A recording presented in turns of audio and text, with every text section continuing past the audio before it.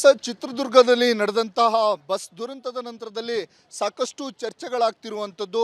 ನಮ್ಮ ಜಿಲ್ಲೆಗಳಿಂದ ಹೊರಡುವಂಥ ಬಸ್ಗಳು ಎಷ್ಟರ ಮಟ್ಟಿಗೆ ಸುರಕ್ಷತೆಯಿಂದ ಕೂಡಿದೆ, ಬೇಕಾಬಿಟ್ಟಿ ಏನು ಲಗೇಜ್ಗಳನ್ನು ತುಂಬ್ತಾರ, ಜೊತೆಗೆ ಎಕ್ಸಿಟ್ ಡೋರ್ಗಳು ಎಷ್ಟರ ಮಟ್ಟಿಗೆ ಸರಿಯಾಗಿದ್ದಾವ, ಇವೆಲ್ಲದರ ಕುರಿತಾಗಿ ರಿಪಬ್ಲಿಕ್ ಕನ್ನಡ ಇವತ್ತು ರಿಯಾಲಿಟಿ ಚೆಕ್ಕನ್ನು ಮಾಡ್ತಿದೆ. ನಾನೀಗ ಶಿವಮೊಗ್ಗದ ಖಾಸಗಿ ಬಸ್ ನಿಲ್ದಾಣದಲ್ಲಿದ್ದೇನೆ. ಇಲ್ಲಿಂದ ಪ್ರತಿನಿತ್ಯ ಸುಮಾರು 40ರಿಂದ 50 ಬಸ್ಗಳು ರಾಜ್ಯದ ಬೇರೆ ಬೇರೆ ಜಿಲ್ಲೆಗಳಿಗೆ ಹೋಗ್ತವೆ. ಹಾಗಾದರೆ ಈಗ ಬಸ್ಗಳ ಸೇಫ್ಟಿ ಹೇಗಿದೆ, ಸುರಕ್ಷಿತವಾಗಿದ್ದಾವ, ಪ್ರಯಾಣಿಕರು ನಿರ್ಭಯವಾಗಿ ಹೋಗ್ಬೋದಾ, ಹೇಗೆ ಎಲ್ಲವನ್ನ ತೋರಿಸ್ತಾ ಹೋಗ್ತೇನೆ. ನಾನೀಗ ಒಳಗಡೆ ಹೋಗಿ ಹೇಗೆ ಎಕ್ಸಿಟ್ ಡೋರ್ಗಳು ಹೇಗಿದ್ದಾವೆ, ಏನೇನೆಲ್ಲ ಇದ್ದಾವೆ ಎಲ್ಲವನ್ನ ತೋರಿಸ್ತೇನೆ.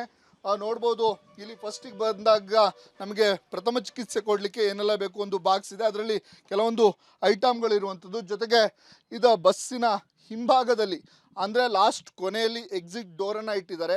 ಆದರೆ ಅದು ವರ್ಕ್ ಆಗುತ್ತಾ ಇಲ್ಲದನ್ನು ನಾನು ತೋರಿಸ್ತಾ ಹೋಗ್ತೇನೆ. ಇಲ್ಲಿ ಕೊನೆಯಲ್ಲಿ ಎಕ್ಸಿಟ್ ಡೋರನ್ನು ಇಟ್ಟಿರುವಂಥದ್ದು. ಇಲ್ಲಿ 2 ಲಾಕ್ಗಳನ್ನು ಇದ್ದಾವೆ. ಒಂದು ಮೇಲ್ಗಡೆ ಇಲ್ಲಿ ಲಾಕ್ ಇದೆ. ಈ ಲಾಕನ್ನು ಓಪನ್ ಮಾಡಿದ ನಂತರದಲ್ಲಿ ಇಲ್ಲಿ ಕೆಳಗಡೆ ಪುಷನ್ನು ಮಾಡಬೇಕಾಗುತ್ತೆ. ಇಲ್ಲಿ ಪುಷನ್ನು ಮಾಡಿದರೆ ಹೀಗೆ ಓಪನ್ ಆಗಲಿಕ್ಕೆ ವ್ಯವಸ್ಥೆ ಇರುವಂಥದ್ದು. ಇಲ್ಲಿ ಈ ಬಸ್ಸಲ್ಲಿ ನೋಡೋದಾದರೆ ಈಸಿ ಆಗಿರುವಂಥದ್ದು. ಮತ್ತೊಮ್ಮೆ ನಿಮಗೆ ಹಾಕಿ ತೋರಿಸ್ತೇನೆ. ಅಂದರೆ ಈ ರೀತಿಯಾಗಿ ಲಾಕ್ ಇರುವಂಥದ್ದು. ಇದನ್ನು ಓಪನ್ ಮಾಡ್ಕೊಂಡ ನಂತರದಲ್ಲಿ ಇಲ್ಲಿ ಪುಷ್ ಮಾಡಿದ್ರೆ ಈಸಿಯಾಗಿ ಈ ಎಕ್ಸಿಟ್ ಡೋರ್ ಏನಿದೆ ಇದು ಈಸಿಯಾಗಿ ಓಪನ್ ಆಗ್ತಿರೋದ್ರಿಂದ ಇಲ್ಲಿರುವಂಥ ಪ್ರಯಾಣಿಕರು ಈಸಿಯಾಗಿ ಮೂಮೆಂಟ್ ಆಗ್ಬೋದು. ಇದಿಷ್ಟು ಇಲ್ಲಿ ಈಸಿ ಆಗಿದೆ. ಹಾಗಾದರೆ ಲಗೇಜ್ ಬೇಕಾಬಿಟ್ಟಿಯಾಗಿ ಹಾಕಿದಾರೆ ಅನ್ನೋದನ್ನು ಸಹ ನಾನು ಕೆಳಗಡೆ ತೋರಿಸ್ತಾ ಹೋಗ್ತೇನೆ. ಇಲ್ಲಿ ಆ ಲಗೇಜ್ಗಳು ಎಷ್ಟರ ಮಟ್ಟಿಗೆ ತುಂಬಿದ್ದಾರೆ ಅಥವಾ ಲಗೇಜ್ಗಳು ಬೇಕಾಬಿಟ್ಟಿಯಾಗಿ ಹಾಕಿದಾರ ಎನ್ನುವುದರ ಕುರಿತಾಗಿ ಸಹ ನಾನು ತೋರಿಸ್ತಾ ಹೋಗ್ತೇನೆ. ಸರ್, ಎಲ್ಲಿ ಇರೋದು ಲಗೇಜು ಇವೆಲ್ಲ ಇಲ್ಲಿ ಹಾಕದಾ? ಓಪನ್ ಮಾಡ್ಬೋದಾ?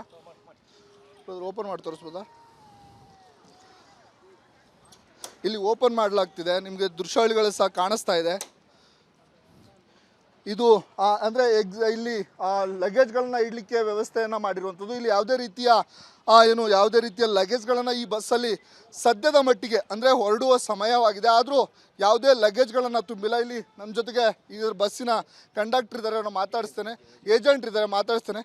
ಸರ್, ಅಂದರೆ ಲಗೇಜು ನೀವು ಹೇಗೆ ಇಲ್ಲಿ ಅಂದರೆ ಪ್ಯಾಸೆಂಜರ್ದು ಮಾತ್ರನಾ, ಬೇರೆ ಕಡೆ ಹೇಗೆ ಅಂತ? ಪ್ಯಾಸೆಂಜರ್ ಮಾತ್ರ, ಸೂಟ್ ಕೇಸು, ಟ್ರಾಲಿ ಬ್ಯಾಗ್ ಎಲ್ಲ ಇರುತ್ತೆ, ಅವರೆಲ್ಲ ಇರುತ್ತೆ, ಅಲ್ಲಿ ಇಟ್ಕೊಳ್ತೀವಿ. ಸಣ್ಣ ಪುಟ್ಟ ಎಲ್ಲ ಒಳಗೆ ಇಟ್ಕೊಳ್ತಾರೆ. ದೊಡ್ಡ ಲಗೇಜ್ ಎಲ್ಲ ಇಡ್ತೀವಿ ಅಷ್ಟೇ. ಬೇರೆ ಲಗೇಜ್ ಹಾಕಲ್ಲ? ಏನು ಲಗೇಜ್ ಹಾಕಲ್ಲ, ಬೇರೆ ಏನೂ ಹಾಕಲ್ಲ.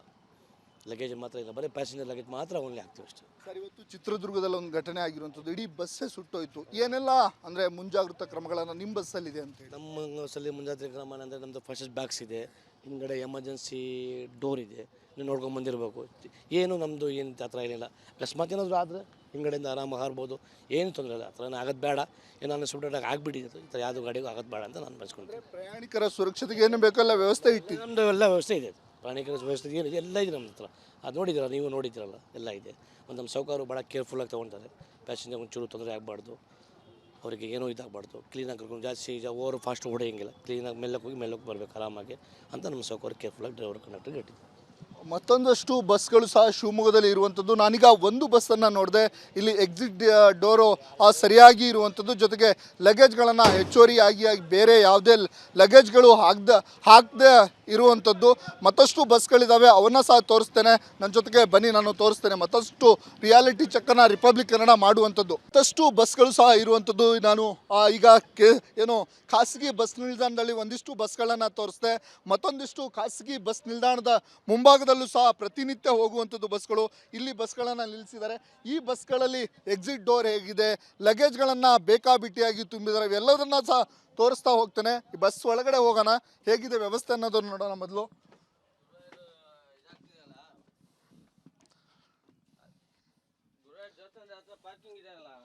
ಸರ್, ಎಕ್ಸಿಟ್ ಡೋರ್ ಎಲ್ಲಿ?